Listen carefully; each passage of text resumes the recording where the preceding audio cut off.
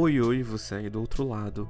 Meu nome é Lucas Mendes e esse é o Pendurado na Estante, seu podcast semanal com as melhores dicas literárias, indo de lançamentos até clássicos da literatura, clássicos dos quadrinhos e clássicos dos mangás, nunca em 10 minutinhos, sempre em muito mais.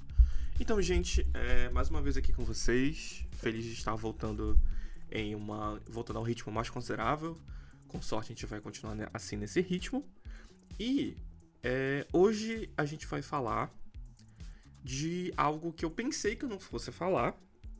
Na verdade, acho que se eu tivesse voltado com o podcast ano passado, com certeza teria sido pauta de um episódio. Mas eu acho que foi bom, porque eu consegui pegar uma perspectiva um pouco maior das coisas, principalmente desse tema. É de um lançamento recente. Estamos falando de um livro que foi lançado no Brasil dia 24 de setembro de 2024. Na data da gravação, eu tô gravando esse episódio hoje, dia 25, então um dia logo depois. E é muito interessante, por causa que eu não estava sentindo um grande hype.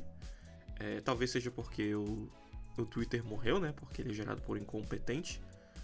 E meio que parece que o livro tá saindo sem muita pompa e etc. Mas ainda era um lançamento muito querido, um lançamento muito aguardado pelos fãs, pelas pessoas que gostam muito desse livro. Principalmente um fandom que tem décadas já presente no espaço literário, presente no espaço aqui da comunidade de livros, e que tem vencido, entre aspas, mais recentemente, ganhando os mimos. Bom, o livro que a gente vai falar hoje é A Fúria da Deusa Tríplice. É o 7º livro, tecnicamente, da série Percy Jackson e os Olimpianos, do Rick Riordan. Mas ele não é, sendo muito sincero, apesar de ele ter a numeração de 7, ele ser considerado, ele meio que faz parte dessa trilogia independente que fala sobre os anos do Percy no ensino médio e todo o processo dele para conseguir entrar na faculdade e estar junto da sua namorada Annabeth e ter a vida adulta que ele sempre quis, que mereceu, após passar por tudo aquilo que ele passou em Percy Jackson, os Olimpianos e os Heróis do Olimpo. Essa trilogia nova, ela se passa entre o final de Os Heróis do Olimpo e antes do começo de As Provações de Apolo, que, segundo o próprio Rick Riordan, é a última série que ele vai trazer sobre mitologia grega. Ele falou que depois disso ele ia focar somente em livros standalone, livros únicos. Ele já lançou um desses ano passado, que foi O Sol e a Estrela, focado no Nico D'Angelo, que era meu personagem favorito do universo de Percy Jackson, que é o filho de Hades, o viadinho. Sempre me identifico, né? E o namorado dele, Will Solas, que é filho de Apolo. Então, eu gostaria só de dar um panorama de como está atualmente a situação de Percy Jackson, e também falar sobre o livro anterior a esse, O Cálice dos Deuses, como uma introdução à minha resenha pra gente aclimatar.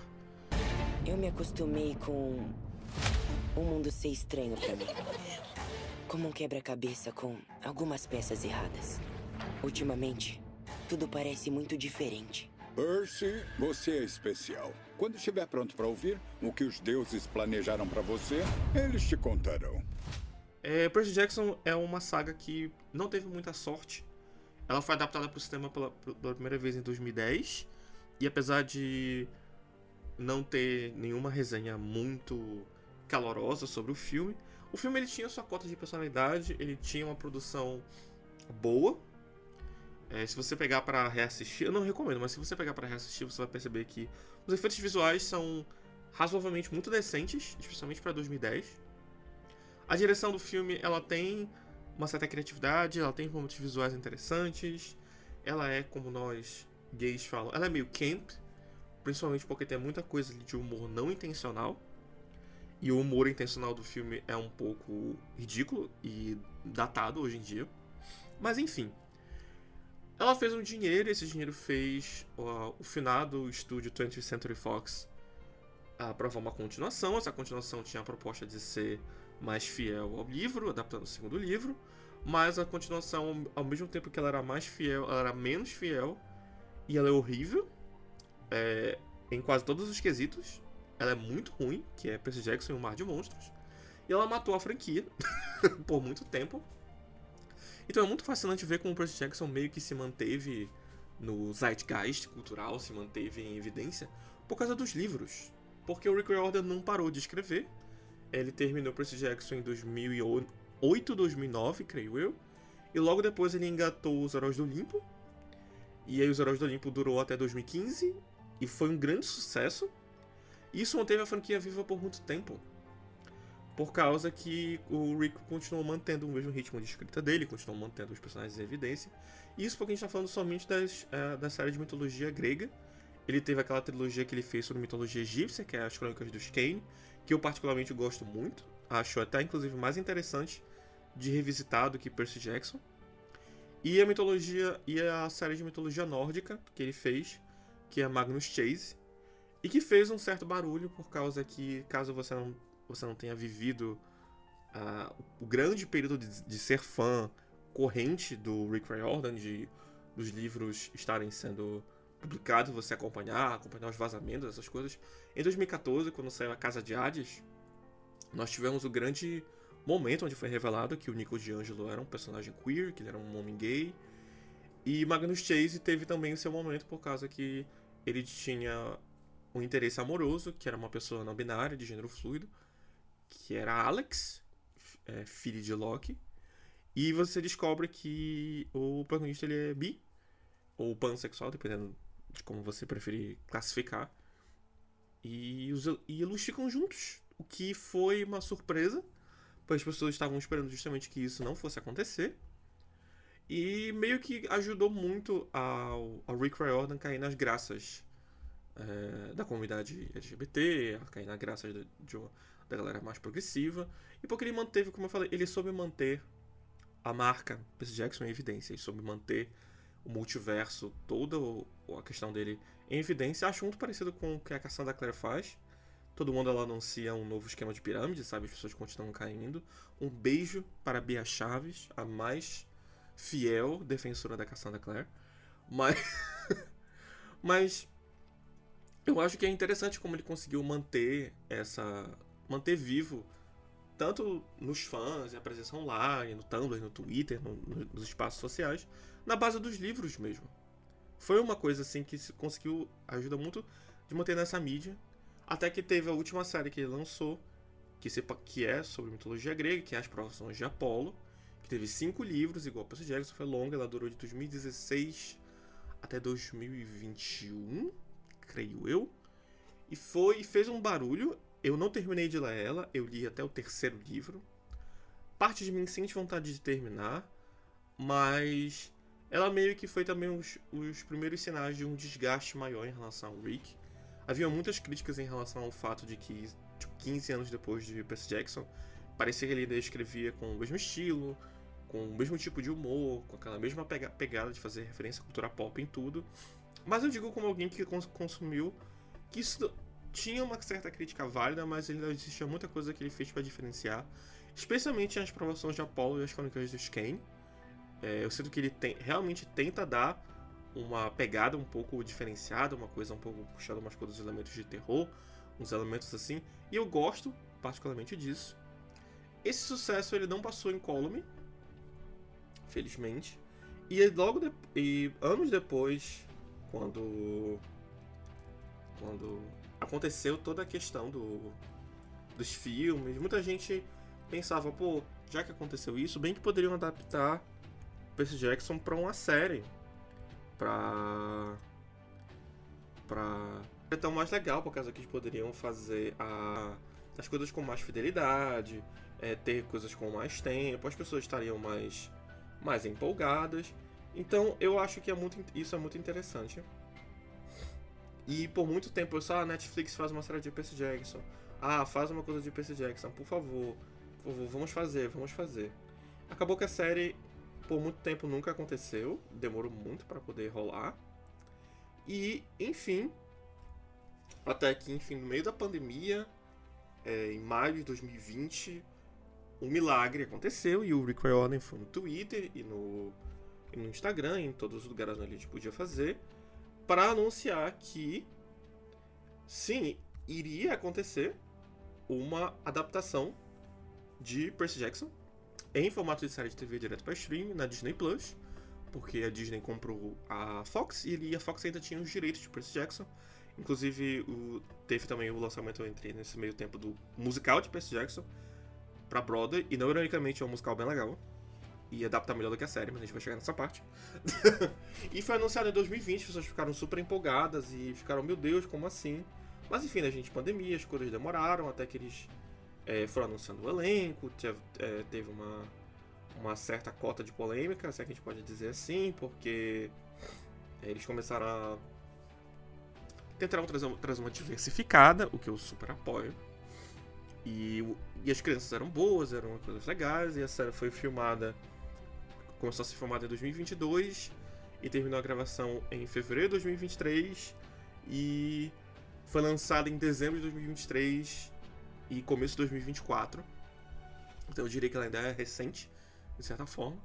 E uma adaptação um grande orçamento, se eu não me engano foram 150 milhões só para a primeira temporada, de toda essa grande expectativa. E ela teve audiência suficiente para ser renovada, estão gravando a segunda temporada agora.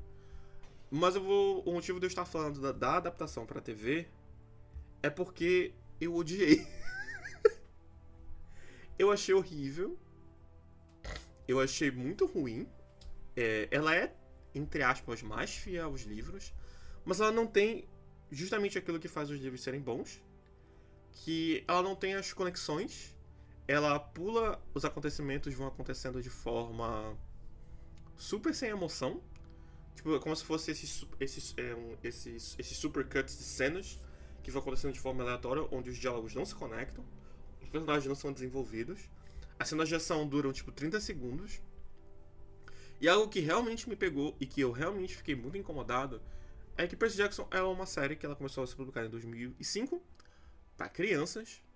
Mas existia um detalhe muito interessante em Percy Jackson, é que o Percy, ele estava envolvido desde o primeiro livro em uma situação muito desesperadora para uma criança. Ele estava em um lar abusivo, porque a mãe dele namorava com um agressor, ele era pobre, ele era acostumado a ser pobre, ele era acostumado a comer mal, acostumado às vezes a não comer, e isso dava a ele um certo frescor pros protagonistas, sabe?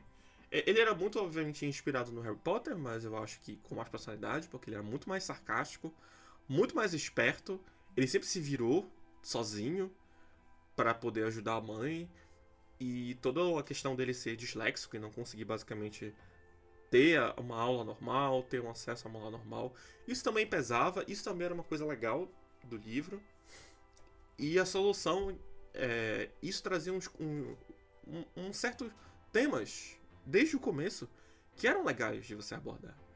E a série resolveu basicamente suavizar tudo em relação a isso e inserir um senso de humor muito chato, muito sem graça, que não funciona para essa abordagem, e transformou o Percy, que é justamente essa bola de piadas ruins e de sarcasmo, em um protagonista de anime de Isekai, sabe? Aquele cara padrão, sem personalidade, onde ele fica só sério e deprimido o tempo todo e falando... É muito chato. Galera, é muito chato. Eu nem sei se vou assistir a segunda temporada, talvez sim por causa que eles trocaram a equipe de produção, mas o grande problema dela é o roteiro. Rick Riordan é autor de livros, ele não é roteirista. Ele deveria, talvez, manter a rédea ali sobre o controle criativo, mas deixar outras pessoas tocarem no projeto, deixar outras pessoas abordarem melhor, sabe? Trazer isso de uma forma que seja mais interessante, de uma forma que seja mais criativa. Mas não é isso que acontece na série. E logo antes da série estrear, ali por agosto, setembro de 2023, saiu esse livro. Na verdade foi em setembro de 2023. Então basicamente um ano certinho do Percy Jackson. Saiu o livro O Cálice dos Deuses. Ele anunciou esse livro, era um livro que ia se passar depois de Os Heróis do Olimpo. Era o 6º livro de Percy Jackson. As pessoas ficaram empolgadas por causa que o Percy não narrava os livros.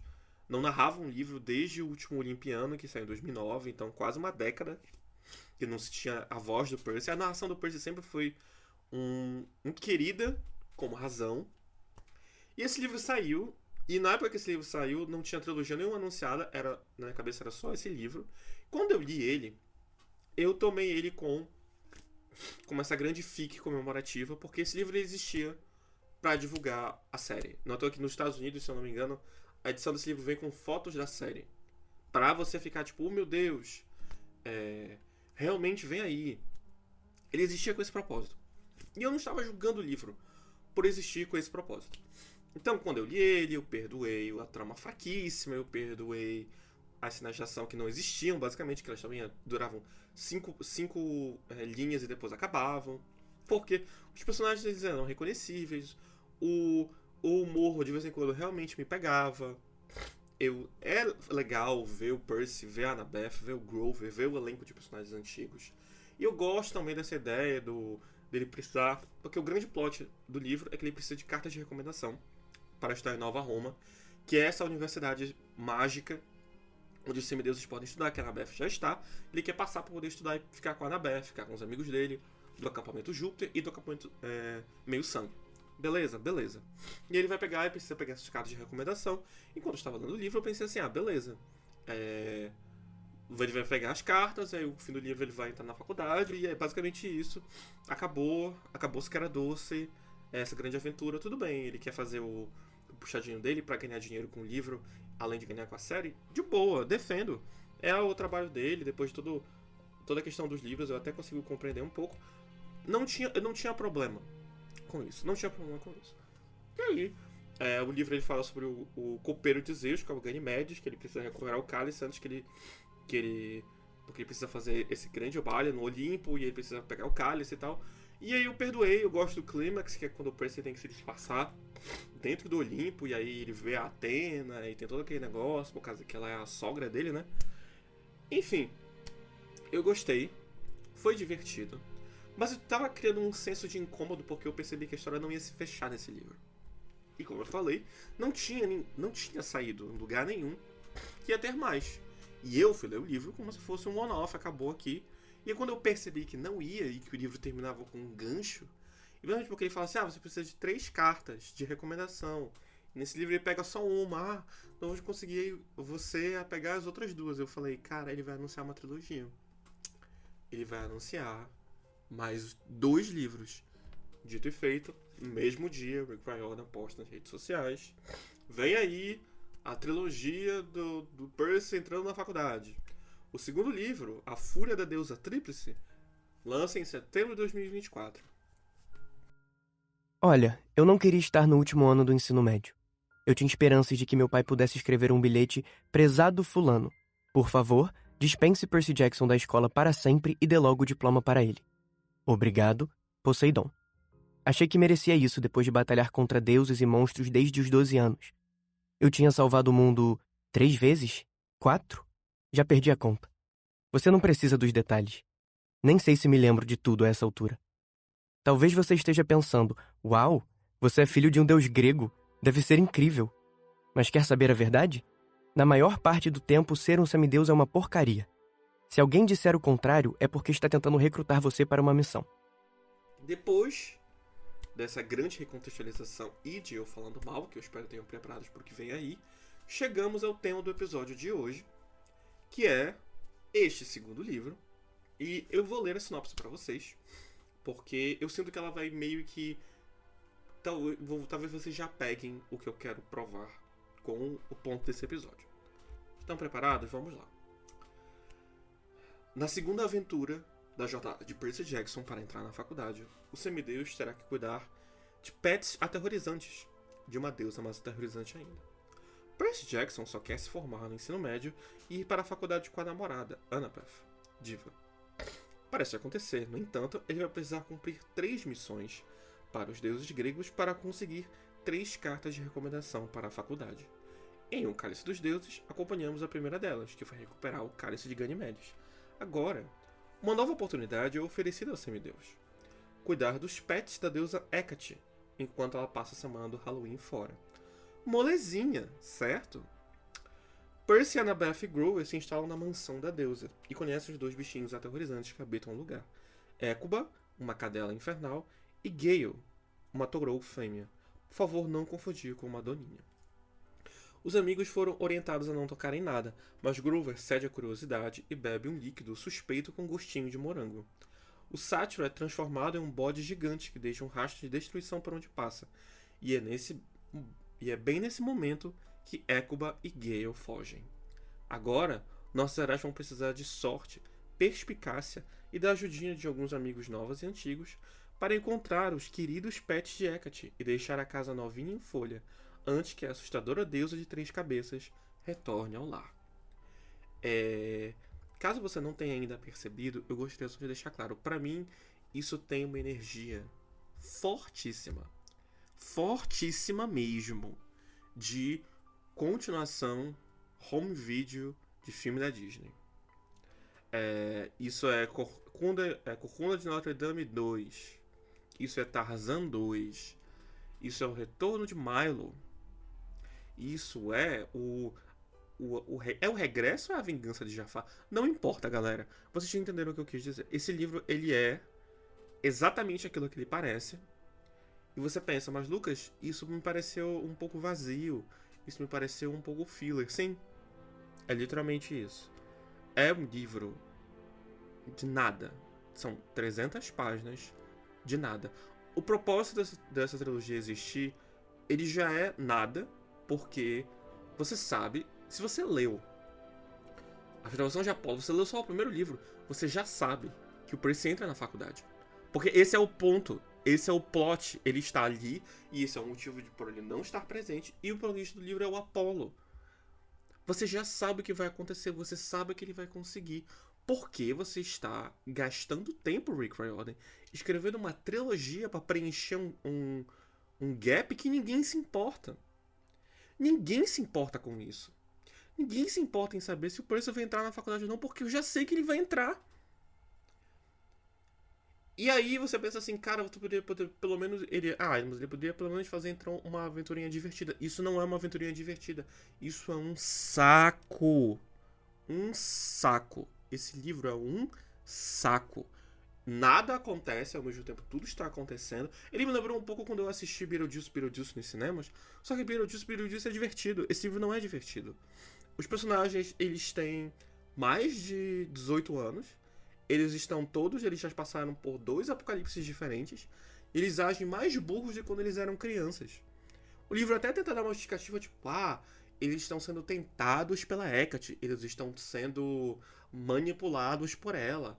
Porque ela está fazendo essa prova. Isso não justifica o livro ser um saco. Não justifica todo mundo agir como se tivessem 8 anos de idade. No Cálice dos Deuses tem um capítulo horroroso, onde eles voltam a ser criança e voltam a ter 8 anos de idade. E que eu achei muito irritante. Esse livro é aquele capítulo, o livro inteiro. É o livro inteiro.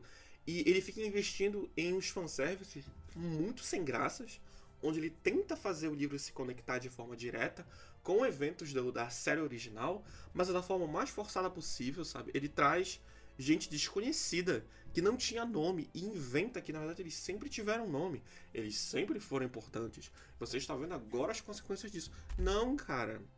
Isso não existe. Isso não existe. Isso é porco. Isso é chato.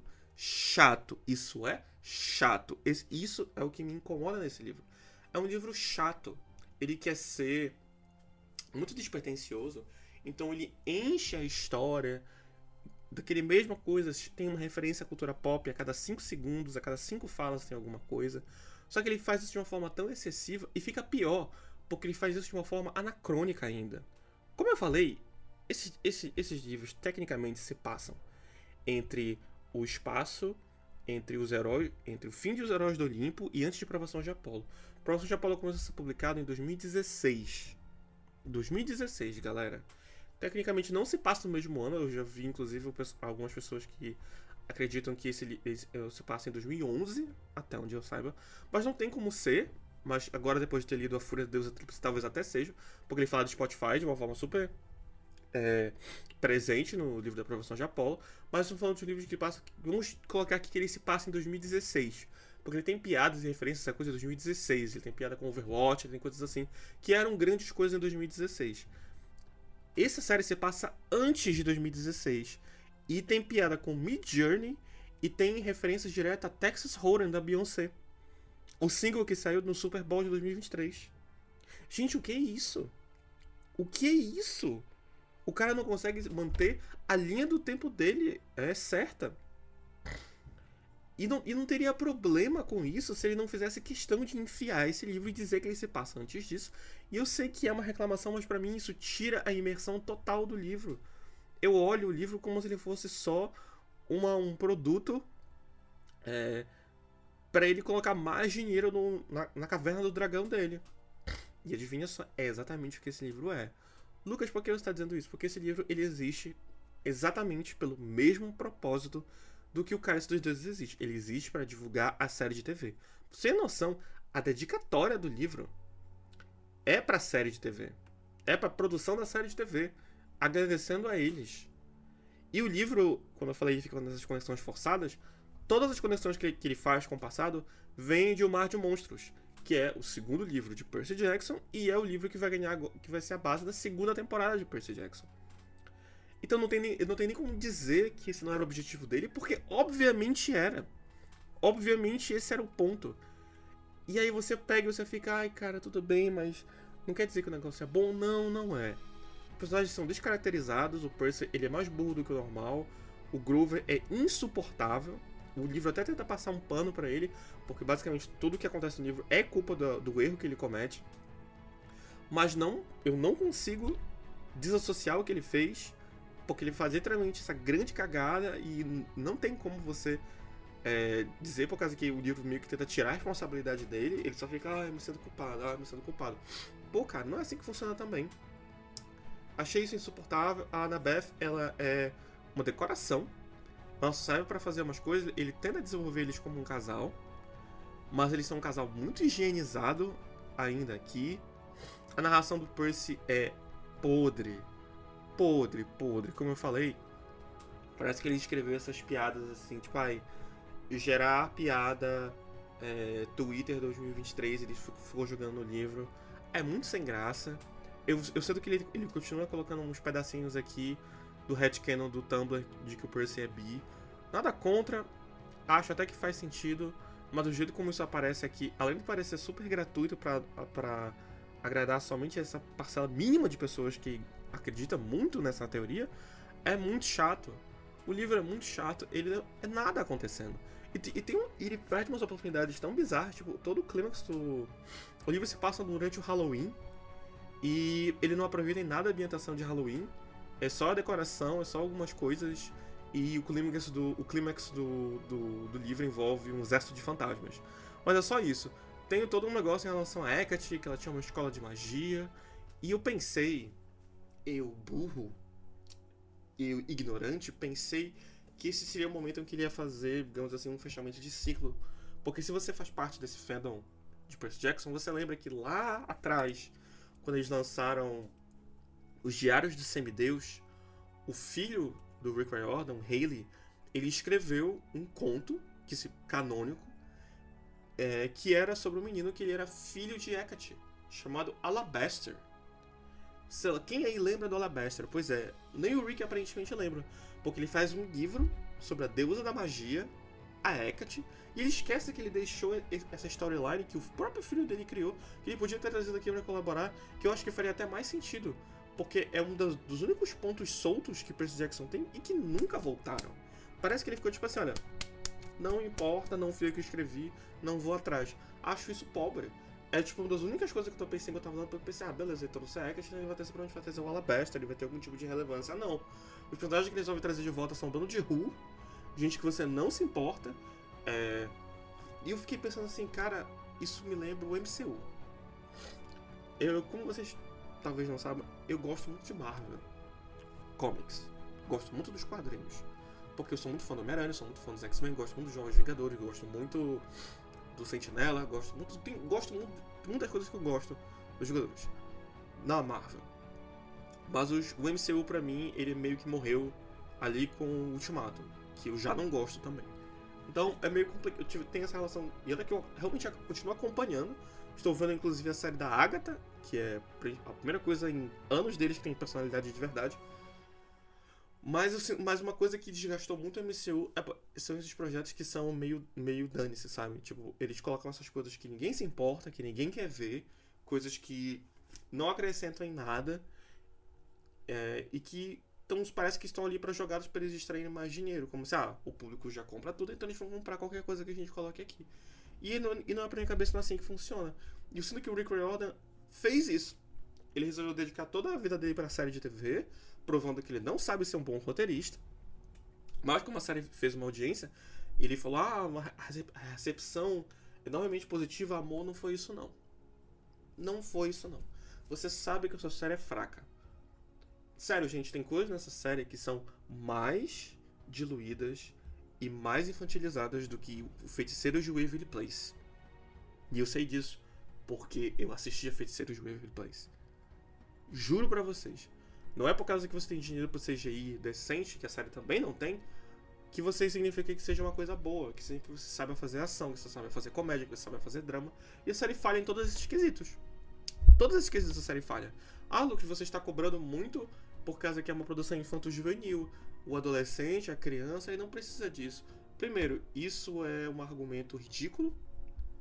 Olha, é só vocês olharem pro Oscar de melhor animação. Vencedor agora foi O Menino e a Garça, desse ano. Tava indicado Coelho e Aranha Verso, que são filmes, caso você não saiba, meu amor, pra criança. Passou agora em pré-venda durante uma semana Robô Selvagem nos cinemas, que é baseado num livro infantil também. Um dos melhores filmes do ano, talvez o melhor filme do ano. Isso não justifica. A gente tem que parar com essa coisa de dizer que porque é algo infanto-juvenil, que por isso que tem que ser ruim. Não é assim que as coisas funcionam. Existe régua de qualidade pra tudo. Inclusive produto infanto-juvenil.